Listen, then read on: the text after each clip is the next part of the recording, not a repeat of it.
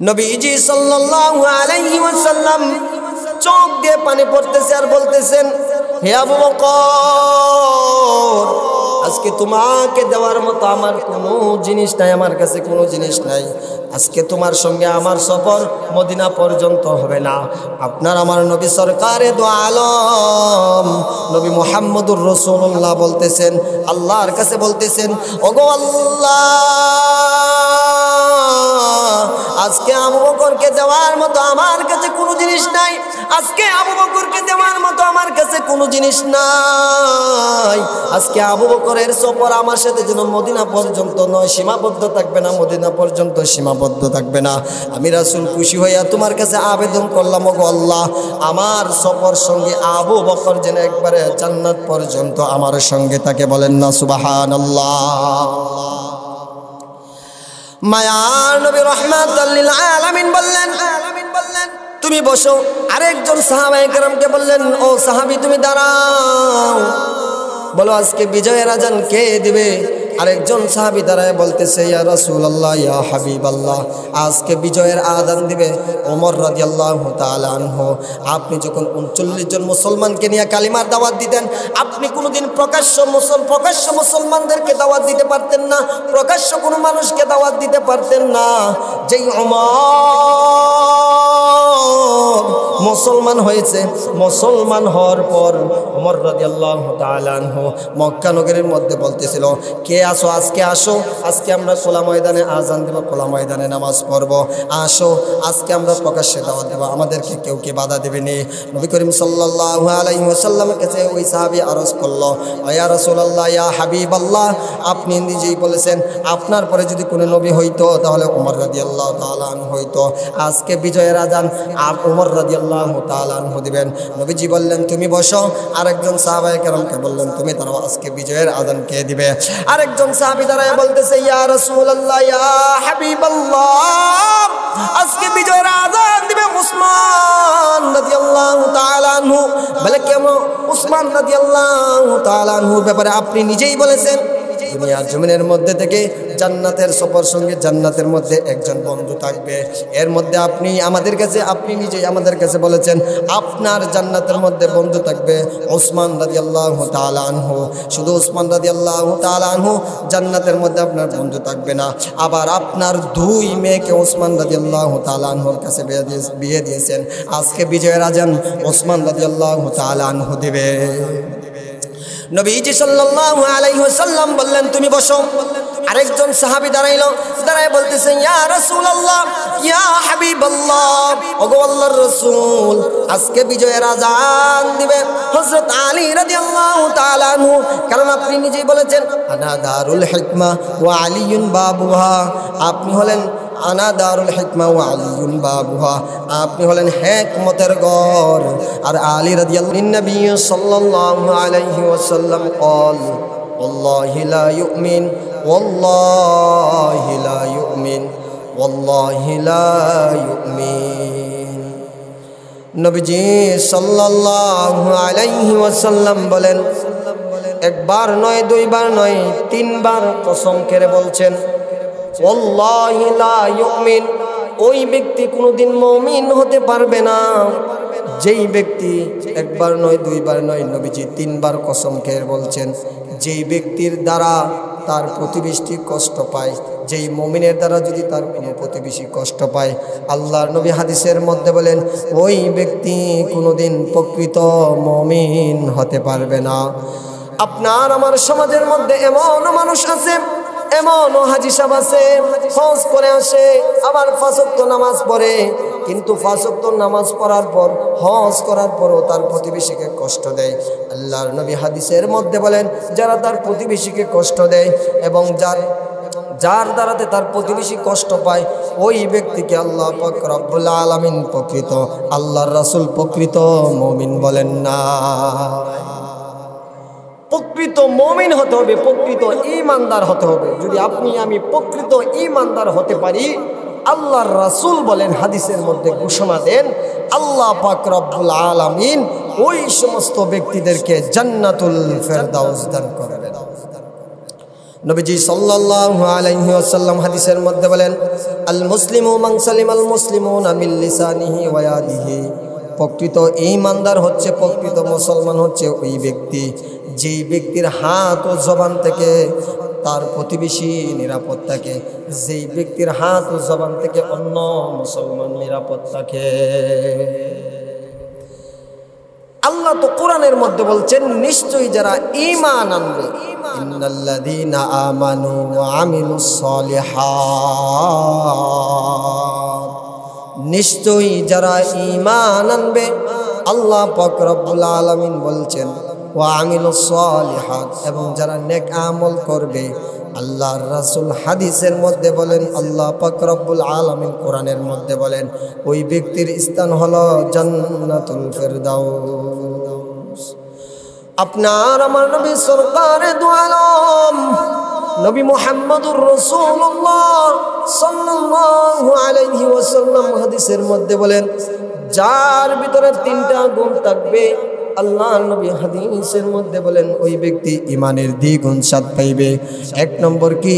আবু হুরায়রা থেকে বর্ণিত, নবী করিম সাল্লাল্লাহু আলাইহি ওয়াসাল্লাম ইরশাদ ফরমান, এক নম্বর হচ্ছে যেই মুমিনের কাছে দুনিয়ার যা কিছু আছে সব কিছুর চাইতে সে আল্লাহ এবং আল্লাহর রাসূলকে বেশি ভালোবাসে। দুই নম্বর কি? দুই নম্বর কোনো মুমিন বান্দা যদি কোনো মুসলমানকে, কোনো ইমানদারকে আল্লাহর জন্য ভালোবাসে। তিন নম্বর হচ্ছে কুফরি এমন একটা কাজ, যেই কাজটা মানুষের কাছে এত ঘৃণা লাগে, এত খারাপ লাগে। বলে কি রকম খারাপ? কুফরি থেকে নিজেকে এইভাবে ফিরিয়ে আনতে হবে, আগুন থেকে যেভাবে মানুষ ফিরে আসে ওইভাবে যারা ফিরে আসতে পারে, আল্লাহর রাসূল বলেন, যার ভিতরে তিনটা গুণ থাকবে, আল্লাহ পাক রব্বুল আলামিন ওই সমস্ত মুসলমান ইমানদার বান্দা বান্দি, নবীজি সাল্লাল্লাহু আলাইহি ওয়াসাল্লাম হাদিসের মধ্যে বলেন, ওই যার ভিতরে তিনটা গুণ থাকবে, রাসূল বলেন, সে ব্যক্তি ইমানের দ্বিগুণ স্বাদ পাইবে।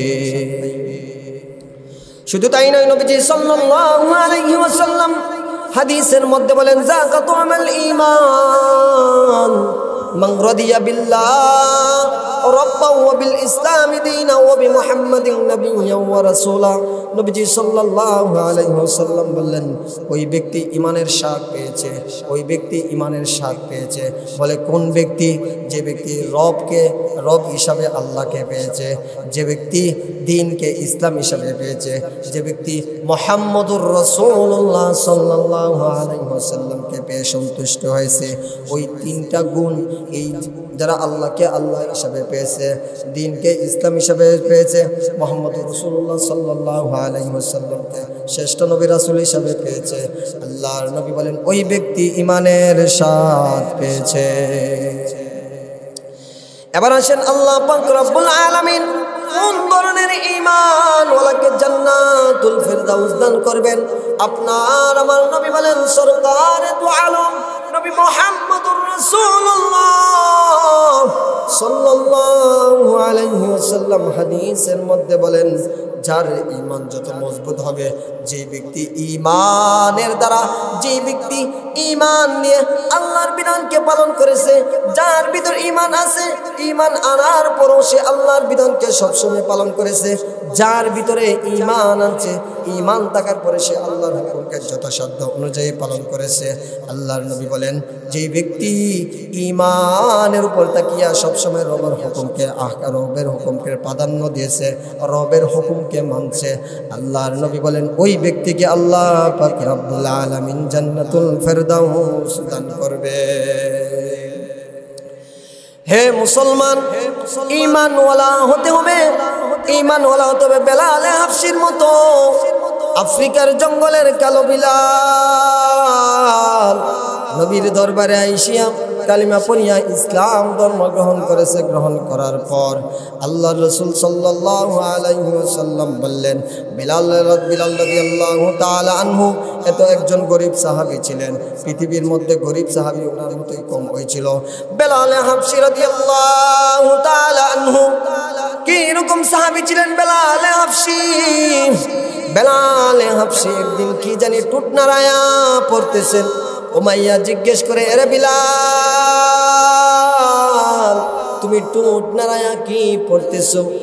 বেলাল রাদিয়াল্লাহু তাআলা আনহু সঙ্গে সঙ্গে উত্তর দিয়ে বলতেছেন, আমি আমার মাওলার জিকির পড়তেছি। বেলাল আবার জিজ্ঞেস করে, কে তোমার মাওলা, কে তোমার রব? হুমাইয়া আবার জিজ্ঞেস করে, কে তোমার রব, তুমি কার জিকির পড়তেছো? বেলাল রাদিয়াল্লাহু তাআলা আনহু ডাক দিয়া বলতেছে, যিনি আপনাকে সৃষ্টি করেছেন ওই আল্লাহর জিকির আমি করতেছি। হুমাইয়া ডাক দিয়া বলে, হে বেলাল, তুমি যদি আরেকবার তোমার আল্লাহর নামটা তুমি জবানের মধ্যে নিবা, তুমি যদি আরেকবার আল্লাহর নামটা জবানে নিবা, তাহলে তোমাকে আমি শাস্তি দিব। তুমি আর আল্লাহর নাম নিতে পারবে না। যেই মাত্র উমাইয়া বেলালকে আল্লাহর নাম না নেওয়ার জন্য আল্লাহর নাম নেওয়ার জন্য বাধা দিল, বেলাল রাদিয়াল্লাহু তাআলা আনহু আরো জোরে জোরে আল্লাহর নাম আহাদ আহাদ পড়তেছে। বেলাল হাবশী রাদিয়াল্লাহু তাআলা আনহু আল্লাহর জিকির যত জোরে পড়তেছে, উমাইয়া বেলালকে এই পরিমাণের শাস্তি দিতেছে। বলে কি পরিমাণের শাস্তি? বেলাল রাদিয়াল্লাহু তাআলা আনহু কোমরের মধ্যে রশি বাঁধিয়া আরবের উৎপক্ত বালুর উপর শায়িত করিয়া ঘোড়ার ঠেঙ্গের মধ্যে বাঁধিয়া বেলাল রাদিয়াল্লাহু তাআলা আনহুকে জুরে জুরে টানতেছে, টানা হেসরা করতেছে। বেলাল রাদিয়াল্লাহু তাআলা আনহু পিঠের চামড়া পুড়ে যাইতেছে। বেলাল রাদিয়াল্লাহু তাআলা আনহু জুরে জুরে আল্লাহর নাম পড়তেছে, আহাদ আহাদ আহাদ আল্লাহর জিকির করতেছে। প্রতিমধ্যে রাস্তা দিয়ে আবু বকর সিদ্দিক রাদিয়াল্লাহু তাআলা আনহু রাস্তা দিয়ে যাইতেছেন আর দেখতেছেন বেলালকে উমাইয়া এই পরিমাণে শাস্তি দিতেছে। আবু বকর সিদ্দিক রাদিয়াল্লাহু তাআলা আনহু বললেন, হে উমাইয়া, তুমি বেলালকে আজাদ করে দাও। তোমার ধর্মের একজন লোক আছে, তোমার ধর্মের একজন লোক আছে। তুমি যদি বেলালকে আজাদ করে দাও, তাহলে আমি তোমার ধর্মের লোক তোমার কাছে এনে দিয়ে যাইব, আমার কাছ থেকে আজাদ করে তোমার কাছে এনে দিয়ে যাইব। উমাইয়া বলতেছে, না না, বেলালকে আজাদ করা যাবে না। আবু বকর সিদ্দিক বলতেছেন, হে হুমাইয়া, তাহলে তুমি বেলালকে বিক্রি করে দাও। আবু বকর সিদ্দিক রাদিয়াল্লাহু তাআলা আনহু বেলালকে কেনার জন্য প্রস্তুত হয়ে গেলেন। মায়ার নবী কিভাবে যেন খবর পাইলেন। খবর পাওয়ার পর আপনার আমার নবী সরকারে দু আলম নবী মুহাম্মদুর রাসূলুল্লাহ আবু বকরকে বলতেছেন, হে আবু বকর, তুমি যদি বেলালকে খরিদ করো তাহলে আমার কাছ থেকেও টাকা নিও। কারণ হাসরের ময়দানে আল্লাহ যদি জিজ্ঞেস করে বেলালকে খরিদ করার সময় কে কে টাকা দিয়েছে, কে কে খরিদ করেছে, আমি আল্লাহর কাছে বলতে পারবো। আবু বকর, তুমি বেলালের সম্পর্কে কি ধারণা তোমার আমি জানি না, তবে আমি নবী বেলালের সম্পর্কে জানি। আমি যখন আরশে আযিমের মধ্যে গেলাম, যাওয়ার পরে আমি নবী স্বয়ং কান দিয়ে শুনতে পেয়েছি, জান্নাতের মধ্যে বেলালের পায়ের আওয়াজ শুনতে পেয়েছি। বলেন না সুবহানাল্লাহ। আপনার আমার নবী সরকারে দু আলম আবু বকর সিদ্দিক রাদিয়াল্লাহু তাআলা আনহুর কাছে এই কথা বলিয়া নবীজি সাল্লাল্লাহু আলাইহি ওয়াসাল্লাম রমজান মাস ছিল, মদিনা থেকে মক্কা বিজয়ের স্লোগান নিয়ে চলে গেলেন। চলে যাওয়ার পর নবীজি সাল্লাল্লাহু আলাইহি ওয়াসাল্লাম মক্কার মধ্যে গেলেন। যাওয়ার পর নবীজি সাল্লাল্লাহু আলাইহি ওয়াসাল্লাম হাতের মধ্যে একটা লাঠি ছিল, লাঠি নিয়ে কাবা ঘরের ভিতরে যে মূর্তিগুলো ছিল ওই মূর্তিগুলোকে সবগুলোকে ভেঙে ফেললেন। ভেঙে ফেলার পর নবীজি সাল্লাল্লাহু আলাইহি ওয়াসাল্লাম আলীকে বললেন, হে আলী, তুমি জমজমের পানি দিয়া বাইতুল্লাহর ভিতরটা ধৌত করো। আজকে আমরা এখানে বাইতুল্লাহর মধ্যে জোহরের নামাজ আদায় করব। আলী রাদিয়াল্লাহু তাআলা আনহু জমজমের পানি দিয়া বাইতুল্লাহ ধুইতেছেন। আপনার আমার নবী সরকারে দু আলম নবী মুহাম্মদুর রাসূলুল্লাহ সাল্লাল্লাহু আলাইহি ওয়াসাল্লাম চোখ দিয়ে পানি পড়তেছে, একদিকে কান্নাকাটি করতেছেন, আবার অপর দিকে হাসাহাসি করতেছেন। নবীজি সাল্লাল্লাহু আলাইহি ওয়াসাল্লামকে সাহাবায়ে কেরাম জিজ্ঞেস করলেন, ইয়া রাসূলুল্লাহ, ইয়া হাবিবাল্লাহ, আপনি কেন কান্নাকাটি করতেছেন? নবী করিম সাল্লাল্লাহু আলাইহি ওয়াসাল্লাম বললেন, ও সাহাবায়ে কেরামের দল, শুনিয়া নাও, আজকে আমি যেই মক্কা বিজয়ের আনন্দে কান্নাকাটি করতেছি, আবার একদিকে আমি যখন মক্কা নগরের মধ্যে ছিলাম, কাফের বেঈমানরা আমাকে মক্কা নগরের মধ্যে থাকতে দেয় না। আমার মাও ছিল না, আমার বাবাও ছিল না, আমি ছিলাম এতিম। যেই কাফেররা আমাকে মক্কা নগরী আমার জন্মভূমিতে থাকতে দেয় না, আজকে মক্কা বিজয় হয়ে গেল, আমি নবী আজকে মক্কা বিজয়ের সময় থাকতে পাইলাম। কিন্তু যেই মক্কা বিজয়ের আগে আমি নবী মক্কার মধ্যে ছিলাম, থাকার সময় আমাকে বেঈমান কাফেররা নির্যাতন করেছে, অত্যাচার করেছে, আমাকে মক্কা নগরে থাকতে দেয় না। নবী করিম সাল্লাল্লাহু আলাইহি ওয়াসাল্লাম আলীকে বললেন, হে আলী, জমজমের পানি দিয়ে দৌত করা শেষ হয়, জমজমের পানি দিয়ে দৌত করো। দৌত করার পর যখন শেষ হয়ে গেল, নবীজি সাল্লাল্লাহু আলাইহি ওয়াসাল্লাম সাহাবায়ে কেরামকে বললেন, ও সাহাবায়ে কেরামের দল, শুনিয়া নাও, আজকে আমরা জোহরের নামাজ এখানে আদায় করব। জোহরের আযানের সময় হয়ে গেছে। নবীজি সাল্লাল্লাহু আলাইহি ওয়াসাল্লাম সাহাবায়ে কেরামদেরকে নিয়ে মশওয়ারার মধ্যে বসলেন। বসার পরে একজন সাহাবীকে বললেন, তুমি বলো আজকে বিজয়ের আযান কে দিবে? একজন উঠিয়া বলতেছে, ইয়া রাসূলুল্লাহ, ইয়া হাবিবাল্লাহ, ওগো নবী আমার, আজকে বিজয়ের আযান দিবে আবু বকর সিদ্দিক রাদিয়াল্লাহু তাআলা আনহু। যেই আবু বকর সিদ্দিক রাদিয়াল্লাহু তাআলা আনহু আপনার দুঃখের সময় ছিল, আপনার দুঃখের সময় ছিল, যে আবু বকর সিদ্দিক রাদিয়াল্লাহু তাআলা আনহু আপনার দুঃখের সময় ছিল। আপনি যখন একবার হিজরত করার জন্য আবু বকর সিদ্দিক রাদিয়াল্লাহু তাআলা আনহুকে বলছিলেন, আমাদের কাছে বলছিলেন, আপনার হিজরতের সঙ্গী হয়েছিল আবু বকর সিদ্দিক রাদিয়াল্লাহু তাআলা আনহু। নবী বললেন, হ্যাঁ, আমার হিজরতের সঙ্গী হয়েছিল আবু বকর সিদ্দিক রাদিয়াল্লাহু তাআলা আনহু। নবী করিম সাল্লাল্লাহু আলাইহি ওয়াসাল্লাম বললেন, আমি যখন মধ্যরাত থেকে আবু বকরের দরজার মধ্যে আওয়াজ করি, আওয়াজ করার সঙ্গে সঙ্গে আবু বকর দরজা খুলে ফেলল। নবী করিম সাল্লাল্লাহু আলাইহি ওয়াসাল্লাম অবাক হয়ে বললেন, হে আবু বকর, তুমি কি ঘুমাও নাই? আবু বকর সিদ্দিক রাদিয়াল্লাহু তাআলা আনহু বললেন, ইয়া রাসূলুল্লাহ, ইয়া হাবিবাল্লাহ, ওগো আল্লাহর রাসূল, আপনি আমাকে একদিন ইশারা করে বলেছিলেন আমি আপনার সঙ্গে হিজরতের সঙ্গী হব। আমি দিনের বেলা সারাদিন পরিশ্রম করি, পরিশ্রম করার পর যখন রাত্রি হয়ে যায় আমি রাত্রিবেলা ঘুমাই নাই। আবু বকর সিদ্দিক রাদিয়াল্লাহু তাআলা আনহু যখন এই কথা বললেন, বলার পর নবীজি সাল্লাল্লাহু আলাইহি ওয়াসাল্লামের চোখ দিয়ে পানি পড়তেছে। আবু বকর আবার বলেন, ইয়া রাসূলুল্লাহ, ইয়া হাবিবাল্লাহ, শুধু আমি ঘুমাই না, আমার ছোট্ট মেয়ে আসমা ঘুমায় না, আপনার জন্য নাস্তা নিয়ে অপেক্ষা করতেছে। মদিনার সফর অনেক দূর, ভাই, মক্কার সফর অনেক দূর, এই নাস্তা আমাদেরকে দেওয়ার জন্য আমার ছোট্ট মেয়ে আসমাও ঘুমায় না, আপনার জন্য অপেক্ষা করতেছে। আবু বকর সিদ্দিক রাদিয়াল্লাহু তাআলা আনহু বললেন, ইয়া রাসূলুল্লাহ, ইয়া হাবিবাল্লাহ, ওগো আল্লাহর রাসূল, আমি দুইটা উট কিনেছিলাম, একটা উটের মধ্যে আপনি আরোহণ করবেন, আরেকটা উটের মধ্যে আমি আরোহণ করব। ওই দুইটা উট পর্যন্ত ঘুমায় না, আপনার জন্য অপেক্ষা করতেছে। নবীজি সাল্লাল্লাহু আলাইহি ওয়াসাল্লাম চোখ দিয়ে পানি পড়তেছে আর বলতেছেন, হে আবু বকর, আজকে তোমাকে দেওয়ার মতো আমার কোনো জিনিস নাই, আমার কাছে কোনো জিনিস নাই। আজকে তোমার সঙ্গে আমার সফর মদিনা পর্যন্ত হবে না। আপনার আমার নবী সরকারে দো আলম নবী মুহাম্মদুর রাসূলুল্লাহ বলতেছেন, আল্লাহর কাছে বলতেছেন, ওগো আল্লাহ, আজকে আবু বকরকে দেওয়ার মতো আমার কাছে কোনো জিনিস নাই, আজকে আবু বকরকে দেওয়ার মতো আমার কাছে কোনো জিনিস নাই। আজকে আবু বকরের সফর আমার সাথে যেন মদিনা পর্যন্ত নয়, সীমাবদ্ধ থাকবে না, মদিনা পর্যন্ত সীমাবদ্ধ থাকবে না। আমি রাসূল খুশি হইয়া তোমার কাছে আবেদন করলাম, ওগো আল্লাহ, আমার সফর সঙ্গে আবু বকর যেন একবারে জান্নাত পর্যন্ত আমার সঙ্গে থাকে। বলেন না সুবহানাল্লাহ। মায়ার নবী রাহমাতাল লিল আলামিন বললেন, তুমি বসো। আরেকজন সাহাবায়ে কেরামকে বললেন, ও সাহাবী, তুমি দাঁড়াও, বলো আজকে বিজয়ের আযান কে দিবে? আরেকজন সাহাবী দাঁড়ায় বলতেছে, ইয়া রাসূলুল্লাহ, ইয়া হাবিবাল্লাহ, আজকে বিজয়ের আযান দিবে ওমর রাদিয়াল্লাহু তাআলা আনহু।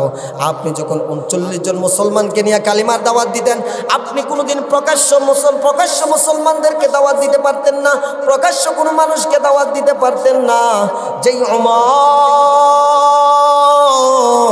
মুসলমান হয়েছে, মুসলমান হওয়ার পর ওমর রাদিয়াল্লাহু তাআলা আনহু মক্কা নগরীর মধ্যে বলতেছিল, কে আসো, আজকে আসো, আজকে আমরা খোলা ময়দানে আযান দেব, খোলা ময়দানে নামাজ পড়ব, আসো আজকে আমরা প্রকাশ্যে দাওয়াত দেব, আমাদেরকে কেউ কি বাধা দেবে নি। নবী করিম সাল্লাল্লাহু আলাইহি ওয়াসাল্লামের কাছে ওই সাহাবী আরজ করলো, ইয়া রাসূলুল্লাহ, ইয়া হাবিবাল্লাহ, আপনি নিজেই বলেছেন আপনার পরে যদি কোনো নবী হইতো তাহলে ওমর রাদিয়াল্লাহু তাআলা আনহু হইতো। আজকে বিজয়ের আযান ওমর রাদিয়াল্লাহু তাআলা আনহু দিবেন। নবীজি বললেন, তুমি বসো। আরেকজন সাহাবায়ে কেরামকে বললেন, তুমি দাঁড়াও, আজকে বিজয়ের আযান কে দিবে? আরেকজন সাহাবী দাঁড়ায় বলতেছে, ইয়া রাসূলুল্লাহ, ইয়া হাবিবাল্লাহ, আজকে বিজয়ের আযান দিবে উসমান রাদিয়াল্লাহু তাআলা আনহু। বলে কেন?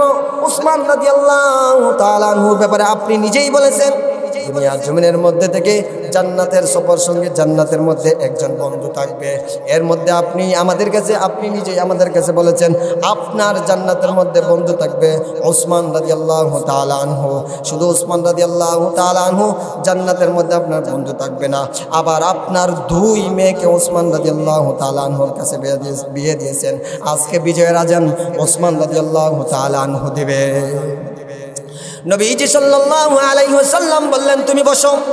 আরেকজন সাহাবী দাঁড়ায় বলতেছেন, ইয়া রাসূলুল্লাহ, ইয়া হাবিবাল্লাহ, ওগো আল্লাহর রাসূল, আজকে বিজয়ের আযান দিবে হযরত আলী রাদিয়াল্লাহু তাআলা আনহু। কারণ আপনি নিজেই বলেছেন, আনা দারুল হিকমা ওয়া আলীউন বাবুহা। আপনি হলেন আনা দারুল হিকমা ওয়া আলীউন বাবুহা, আপনি হলেন হিকমতের ঘর, আর আলী রাদিয়াল্লাহু তাআলা আনহু হলেন হিকমতের দরজা। আজকে বিজয়ের আযান একমাত্র আলী রাদিয়াল্লাহু তাআলা আনহু দিবেন। নবীজি সাল্লাল্লাহু আলাইহি ওয়াসাল্লাম বললেন, ও সাহাবী, তুমি বসে যাও। আজকের এই মশওয়ারার পরামর্শ সিদ্ধান্ত হবে একমাত্র আল্লাহর পক্ষ থেকে। কে আজকে বিজয়ের আযান দিবে? আল্লাহ পাক রব্বুল আলামিন সঙ্গে সঙ্গে জিবরাইল আমিনকে পাঠাইলেন। জিবরাইল আমিন নবীর দরবারে এসে বলতেছে, ইয়া রাসূলুল্লাহ, ইয়া হাবিবাল্লাহ, আজকে বিজয়ের আযান দিবে আফ্রিকার জঙ্গলের কালো বিলাল। সবাই অবাক হয়ে রয়েছে, সবাই অবাক হয়ে তাকিয়ে আছে। আজকে বিজয়ের আযান দিবে আফ্রিকার জঙ্গলের কালো বিলাল। অনেক সাহাবী অবাক হয়ে রয়েছে, কে সে বিলাল? আল্লাহর রাসূল বললেন, হে আফ্রিকার জঙ্গলের কালো বিলাল, আজকে বিজয়ের আযান তোমার মুখ থেকে উচ্চারিত হবে। আল্লাহর রাসূল যখন এইভাবে বিলালকে ডাক দিলেন, কিতাবের মধ্যে লেখে সাহাবায়ে কেরামের মধ্যে সবচেয়ে গরীব সাহাবী ছিলেন আফ্রিকার জঙ্গলের কালো বিলাল। কিন্তু বিলাল গরীব থাকলেও কোনো সমস্যা নাই, বিলালের ঈমানটা এত দামি ছিল, বিলালের ঈমানটা, বিলালের দেহটা ছিল কালো, কিন্তু বিলালের ভিতরের কলবটা ছিল এত আলোকিত। বলে কি আলোকিত? বিলালের কলবটা শুধু নূর দ্বারা আলোকিত ছিল, ঈমানের নূর দ্বারা বিলালের কলবটা আলোকিত ছিল। একটু চিন্তা করে দরকার, যদি আপনার আমার ঈমান, আপনার আমার কলবটা যদি পরিষ্কার হয়ে যায়, আল্লাহর কাছে আপনি দামি হয়ে যাবেন। কেন আল্লাহর কাছে দামি হয়ে যাবেন? আফ্রিকার জঙ্গলের কালো বিলাল, ছোট্ট আফ্রিকার জঙ্গলের কালো বিলাল, যেই বিলালের কোনো টাকা ছিল না, পয়সা ছিল না, একদম গরিব সাহাবী ছিল, ওই বিলালের ঈমানটা আল্লাহর কাছে এত পছন্দনীয় হয়েছে, আল্লাহর কাছে এত পছন্দ হয়েছে। এই পছন্দ হওয়ার কারণে আল্লাহ নবী বলছেন, আমি যখন মেরাজের রাতে আরশে আযিমের মধ্যে গেলাম, যাওয়ার পর আমি সরাসরি জান্নাতের মধ্যে বেলালের পায়ের আওয়াজ শুনতে পাইলাম। বলেন না সুবহানাল্লাহ। আপনি আমি যদি বেলালে হাফসির মতো ঈমানওয়ালা হতে পারি, আল্লাহ পাক রব্বুল আলামিন সূরা কাফের শেষ অংশের দিকে বলেন, ইন্নাল্লাযীনা আমানু ওয়া আমিলুস সালিহাত, নিশ্চয়ই যারা ঈমান আনবে এবং নেক আমল করবে। ওয়া আমিলুস সালিহাত কি? আল্লাহ আপনাকে আদেশ করেছেন যে 5 ওয়াক্ত নামাজ পড়া, এটাও নেক কাজ। সমাজের মধ্যে একটা অসহায় মানুষ আছে, আপনিও তাকে সাহায্য করতে পারেন, এটা হচ্ছে একটা নেক কাজ। সমাজের একটা মেয়ের বিয়ে শাদী হইতেছে না, আপনিও তাকে সাহায্য সহযোগিতা করেছেন, এটাও একটা নেক কাজ। সমাজের মধ্যে একজন গরিব মানুষ, ঘর নাই, বাড়ি নাই, কোনো কিছু নাই, আপনি যদি তাকে একটা ঘর বাড়ি বানায় দেওয়ার ব্যবস্থা করেন, নবীজি বলেন, হাদিসের মধ্যে বলেন, ওইটা হচ্ছে নেক কাজ। আপনি যদি রাস্তার মধ্যে একটা ময়লা পড়ে থাকে, রাস্তার মধ্যে একটা কাটা পড়ে থাকে, আপনি যদি এটাকে সরাই দেন, এটা হচ্ছে নেক কাজ। আপনি যদি মানুষের সঙ্গে ভালো ব্যবহার করেন, এটা হচ্ছে নেক কাজ। আপনি যদি মানুষকে সম্মান দিয়ে কথাবার্তা বলেন, মানুষকে সালাম দেন, এটা হচ্ছে নেক কাজ। আল্লাহ কোরআনের মধ্যে ঘোষণা দিলেন, নিশ্চয়ই যারা ঈমান আনছে এবং নেক আমল করছে, আল্লাহ পাক রব্বুল আলামিন বলেন, ইন্নাল্লাযীনা আমানু ওয়া আমিলুস সালিহাত কানাত লাহুম জান্নাতুল ফিরদাউসি নুজুলা। আমার আল্লাহ পাক রব্বুল আলামিন কোরআনের মধ্যে ঘোষণা দেন, যার ভিতরে 2টা গুণ থাকবে, আল্লাহ পাক রব্বুল আলামিন তাকে জান্নাতুল ফিরদাউস দান করবে। বলে 2টা গুণ কি? 1 নম্বর হচ্ছে ঈমান, আর একটা হচ্ছে নেক আমল। যদি ঈমান আর নেক আমল আপনার ভিতরে থাকে, আল্লাহ পাক রব্বুল আলামিন আপনাকে জান্নাতুল ফিরদাউস দান করবে। বলেন না সুবহানাল্লাহ। ও মুসলমান, আজকে আপনার আমার ঈমানটা এমন হয়ে গেছে। বলে কিরকম ঈমান হয়ে গেছে? আজকে আমরা সমাজের মধ্যে এমন মানুষ আছি, দলিল দালালি করতে গিয়া নিজের ঈমানকে বিক্রি করে দেই। আজকে আমরা এমন মানুষ আছি, টাকার ফাঁদে পড়িয়া নিজের ঈমানকে বিক্রি করে দেই। আজকে আমরা এমন মানুষ আছি, বাবার দরবারে গিয়ে সেজদা দিয়ে নিজের ঈমানকে বিক্রি করে দেই। আজকে এমন পুরুষ মহিলা আছে, মাজারে গিয়ে সেজদা দেয়। বরং আল্লাহ পাক রব্বুল আলামিন কোরআনের মধ্যে বলেন, সেজদা দেওয়ার মালিক একমাত্র আমি আল্লাহ।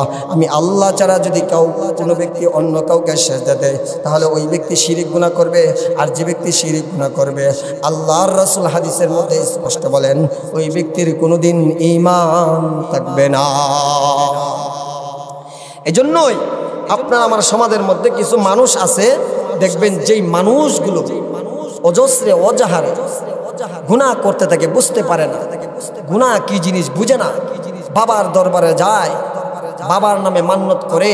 আল্লাহ পাক রব্বুল আলামিন কোরআনের মধ্যে বলেন, ওয়ামা উহিল্লা বিহি লিগাইরিল্লাহ, আল্লাহ তাআলা ছাড়া অন্য কারোর নামে মান্নত করা হারাম। কিন্তু আপনার আমার সমাজের মধ্যে মানুষ ঈমান কিভাবে নষ্ট হয়ে যায়, ঈমান কিভাবে চলে যায়। বাবার নামে মান্নত করে, অমুক পীরের নামে মান্নত করে, অমুক ব্যক্তির নামে মান্নত করে। যারা এইরকম কাজ করে, তারা কোনোদিন তাদের ঈমান থাকবে না, ঈমান চলে যাবে। ঈমান হতে হবে বেলালের মতো। যদি আপনার আমার ঈমান বেলালে হাফসির মতো হয়ে যায়, তাহলে মনে করবেন আল্লাহ পাক রব্বুল আলামিন আপনাকে জান্নাতুল ফিরদাউস দান করবেন।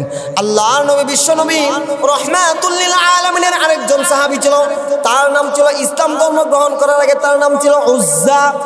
নবীজি সাল্লাল্লাহু আলাইহি ওয়াসাল্লাম কাছে যখন কালিমা পড়িয়া ইসলাম ধর্ম গ্রহণ করলো, ইসলাম ধর্ম গ্রহণ করার পর আল্লাহর রাসূল তাকে নাম দিলেন আব্দুল্লাহ। ওই সাহাবী ঈমান আনার জন্য তার ফ্যামিলির মানুষ, পরিবারের মানুষ এত কষ্ট দিয়েছে। বলে কিরকম কষ্ট দিয়েছে? দুনিয়ার মধ্যে যদি আজকে আপনার ফ্যামিলির মানুষ যদি আপনাকে এইভাবে কষ্ট দিত, আমার মনে হয় না আপনার যে ঈমান, ওই ঈমান আপনি রাখবেন না। উজ্জা কেমন ঈমান ওয়ালা ছিল, নবীর দরবারে আইসা কালিমা পড়িয়া ইসলাম ধর্ম গ্রহণ করেছে। গ্রহণ করার পর তার নাম আল্লাহর রাসূল দিয়েছেন আব্দুল্লাহ। নবীজি সাল্লাল্লাহু আলাইহি ওয়াসাল্লাম একদিন গভীর রাতে হুজরা থেকে বাইর হইলেন। বাইর হওয়ার পর আব্দুল্লাহ রাদিয়াল্লাহু তাআলা আনহু আয়েশা দাঁড়ায় রইছে। নবীজি সাল্লাল্লাহু আলাইহি ওয়াসাল্লাম জিজ্ঞেস করলেন, কে রে তুমি? তখন আব্দুল্লাহ রাদিয়াল্লাহু তাআলা আনহু বললেন, ইয়া রাসূলুল্লাহ, ইয়া হাবিবাল্লাহ, আমি আপনার সাহাবী আব্দুল্লাহ। নবী বললেন, তুমি কোন আব্দুল্লাহ? বলে, ওগো আল্লাহ, ইয়া রাসূলুল্লাহ, ইয়া হাবিবাল্লাহ, কিছুদিন আগে আমার নাম ছিল উজ্জা। আমি যখন ইসলাম ধর্ম গ্রহণ করেছি, গ্রহণ করার পর আমার নাম আপনি দিয়েছেন আব্দুল্লাহ। নবী অবাক হয়ে বললেন, হে আব্দুল্লাহ, তোমার পিতা তো ধন সম্পদওয়ালা, তোমার গায়ের মধ্যে একটা কাপড়ও নাই, তোমার সারা শরীর উলঙ্গ, শুধু লজ্জাস্থানটা ঢাকা। আব্দুল্লাহ রাদিয়াল্লাহু তাআলা আনহু বললেন, ইয়া রাসূলুল্লাহ, ইয়া হাবিবাল্লাহ, আমি যে আপনার দরবারে আসিয়া কালিমা পড়িয়া ইসলাম ধর্ম গ্রহণ করেছি। ইসলাম ধর্ম গ্রহণ করার পর আমার চাচা, আমার বাবা, আমার মা আমাকে আঘাত করতেছে আর বলতেছে, তুমি যদি ইসলাম ধর্ম পরিত্যাগ করো তাহলে তুমি আমাদের পরিবারের মধ্যে থাকতে পারবা, আর যদি তুমি ইসলাম ধর্ম পরিত্যাগ না করো তাহলে তুমি আমার পরিবার থেকে বাইরে হয়ে যেতে হবে। আব্দুল্লাহ রাদিয়াল্লাহু তাআলা আনহু বললেন, ইয়া রাসূলুল্লাহ, ইয়া হাবিবাল্লাহ, আমি আমার ফ্যামিলি পরিবারকে জানায় দিলাম, ও আমার বাবা, ও আমার মা, ও আমার চাচা, তোমরা আমাকে যতই আঘাত করো না কেন, তোমরা যদি আমাকে তোমাদের বাড়ি থেকে বাহির করে দাও, তারপর আমি ইসলাম ঈমান পরিত্যাগ করব না। আব্দুল্লাহ রাদিয়াল্লাহু তাআলা আনহুকে তার গায়ের কাপড় জামাগুলো সবগুলো উলঙ্গ করে দিয়েছে। আব্দুল্লাহ রাদিয়াল্লাহু তাআলা আনহু তার মাকে বললেন, ওগো মা, তোমার কাছে একটা আবদার করতেছি মা, আমার সমস্ত শরীরের কাপড় খুলে রেখেছো, শুধু আমার লজ্জাস্থানকে ঢাকার জন্য একটু কাপড় দাও। মা একটু কাপড় দিলেন। কাপড় দেওয়ার পর নবীর কাছে যখন এইভাবে বললেন, নবীজি সাল্লাল্লাহু আলাইহি ওয়াসাল্লাম সাহাবায়ে কেরাম সাহাবী আব্দুল্লাহকে বললেন, ও আব্দুল্লাহ, তুমি ঈমানকে ঠিক রাখার জন্য এত কষ্ট করেছো, আব্দুল্লাহ আমি তোমার প্রতি সন্তুষ্টি। আব্দুল্লাহ রাদিয়াল্লাহু তাআলা আনহু বললেন, ইয়া রাসূলুল্লাহ, ইয়া হাবিবাল্লাহ, ওগো আল্লাহর রাসূল, আমি দুনিয়ার ধন সম্পদ কোনো কিছু চাই না, আমি আমার আব্বাকেও চাই না, আমি আমার আম্মাকেও চাই না, আমি আমার কোনো আত্মীয় স্বজনকে চাই না, আমি আমার কোনো আত্মীয় স্বজনকে চাই না। আমি গভীর রজনীতে আপনার কাছে আসিয়া বলতেছি, ইয়া রাসূলুল্লাহ, ইয়া হাবিবাল্লাহ, আমি যদি আপনার চেহারাটা দেখি, এই চেহারাটা দেখে আমার সারাদিনের ক্লান্ত, আমার আম্মা আব্বাকে যে আমাকে এত পরিমাণ আঘাত করেছে, ওই সবগুলো ভুলিয়া গেছি। আব্দুল্লাহ রাদিয়াল্লাহু তাআলা আনহু আর বলেন, ইয়া রাসূলুল্লাহ, ইয়া হাবিবাল্লাহ, ওগো আল্লাহর রাসূল, আমি আপনার সঙ্গে যুদ্ধে গিয়ে শহীদ হইতে চাই। আব্দুল্লাহ রাদিয়াল্লাহু তাআলা আনহু বললেন, আব্দুল্লাহ রাদিয়াল্লাহু তাআলা আনহু বললেন, ইয়া রাসূলুল্লাহ, ইয়া হাবিবাল্লাহ, যারা যুদ্ধের ময়দানে গিয়ে শহীদ হয় আল্লাহ নাকি তাদেরকে মাফ করে দেন। আমিও যুদ্ধের ময়দানে গিয়ে শহীদ হইতে চাই, আল্লাহ যাতে করে আমাকে মাফ করে দেয়। নবীজি সাল্লাল্লাহু আলাইহি ওয়াসাল্লাম বললেন, তুমি যুদ্ধের ময়দানে যাওয়া লাগবে না। আব্দুল্লাহ রাদিয়াল্লাহু তাআলা আনহু বললেন, যুদ্ধের ময়দানে যাইতে হবে। আব্দুল্লাহ রাদিয়াল্লাহু তাআলা আনহু সুস্থ শরীর নিয়ে যুদ্ধের ময়দানে যাওয়ার জন্য প্রস্তুত হয়ে গেলেন। আব্দুল্লাহ রাদিয়াল্লাহু তাআলা আনহু যুদ্ধের ময়দানে যাওয়ার আগে রাস্তার মধ্যে ইন্তেকাল করলেন। নবীজি সাল্লাল্লাহু আলাইহি ওয়াসাল্লাম খবর পাইলেন। খবর পাওয়ার পর নবীজি সাল্লাল্লাহু আলাইহি ওয়াসাল্লাম আব্দুল্লাহ রাদিয়াল্লাহু তাআলা আনহুর জানাজা পড়াইলেন। জানাজা পড়ার পর নবীজি সাল্লাল্লাহু আলাইহি ওয়াসাল্লাম সাহাবায়ে কেরামকে বললেন, ও সাহাবায়ে কেরামের দল, শুনিয়া নাও, আমি রাসূল নিজে স্বয়ং কবরের মধ্যে নামবো। আমি আব্দুল্লাহর লাশটাকে আমি কবরের মধ্যে রাখবো। আল্লাহ আব্দুল্লাহ রাদিয়াল্লাহু তাআলা আনহুর যখন লাশটা কবরের মধ্যে রাখলেন, রাখার পর নবীজি সাল্লাল্লাহু আলাইহি ওয়াসাল্লাম এইভাবে তাকায় বললেন, ওগো আল্লাহ, আমি আব্দুল্লাহর প্রতি সন্তুষ্ট ছিলাম, আপনিও আব্দুল্লাহর প্রতি সন্তুষ্ট হয়ে যান। পাশে একজন সাহাবী ছিলেন ওয়াক্কাস রাদিয়াল্লাহু তাআলা আনহু। ওয়াক্কাস রাদিয়াল্লাহু তাআলা আনহু কবরের পাশে বসে হাউ মাউ করে কান্নাকাটি করতেছেন আর বলতেছেন, এ আব্দুল্লাহ, আজকে যদি এই লাশটা তোর না হয়ে আমার হইতো, কারণ যেই রাসূল তোর জানাজার নামাজের ইমামতি করেছেন, যেই রাসূল তোকে কবরের মধ্যে রাখছেন, যেই রাসূল তোর জন্য দোয়া করেছেন, আজকে এই লাশটা যদি তোর না হইতে আমি সাঈদ বিন ওয়াক্কাসের লাশটা হইতো, তাহলে আমি কতই না সৌভাগ্যবান ছিলাম। ও মুসলমান, ও ঈমানওয়ালা নারী পুরুষ, ও আমার পর্দার আড়ালের আম্মা জান, ও আমার যুবক ভাই, বৃদ্ধ বাবারা, তোমাদের দুইটা পায়ে হাত রেখে বলি, পৃথিবীর মধ্যে সবচেয়ে দামি সম্পদ হচ্ছে ঈমান। যার ঈমান যত বেশি সুন্দর, আল্লাহর রাসূল হাদিসের মধ্যে বলেন, আল্লাহ পাক রব্বুল আলামিন ওই ব্যক্তিকে দুনিয়াতেও সম্মান দান করেন, আখিরাতেও সম্মান দান করে। এজন্যই আমাদের প্রত্যেকের উচিত, আল্লাহ কোরআনের মধ্যে ঘোষণা দিয়েছেন দুইটা গুণ যার ভিতরে থাকবে, এক নম্বর হচ্ছে ঈমান, দুই নম্বর হচ্ছে ওয়া আমিলুস সালিহাত, নেক আমল যার ভিতরে দুইটা গুণ থাকবে, ঈমান আর নেক আমল। আল্লাহ পাক রব্বুল আলামিন কোরআনের মধ্যে ঘোষণা দিয়ে দিলেন, আর বললেন আল্লাহ পাক রব্বুল আলামিন যার ভিতরে দুইটা গুণ পাইবেন ওই দুই গুণওয়ালা ব্যক্তিকে জান্নাতুল ফেরদাউস দান করবেন। বলেন না সুবহানাল্লাহ। আল্লাহ পাক রব্বুল আলামিন আমাদের সবাইকে যেন দুই গুণের উপর অটল অবিচল থাকার তৌফিক দান করেন। এক নম্বর হচ্ছে ঈমান, দুই নম্বর হচ্ছে নেক আমল। আল্লাহ পাক রব্বুল আলামিন আমাদের সবাইকে যেন তৌফিক দান করেন। এতক্ষণ যাহা কিছু আলোচনা করলাম আল্লাহ পাক রব্বুল আলামিন আমাদের সবাইকে যেন ইখলাসের নিয়তে আমল করার তৌফিক দান করেন। সকলে বলে আমিন। ওয়া আখির দাওয়ানা আনিল হামদুলিল্লাহি রাব্বিল আলামিন। এখন এশারের আজান হবে, আজানের পর আরেকজন বয়ান করবেন।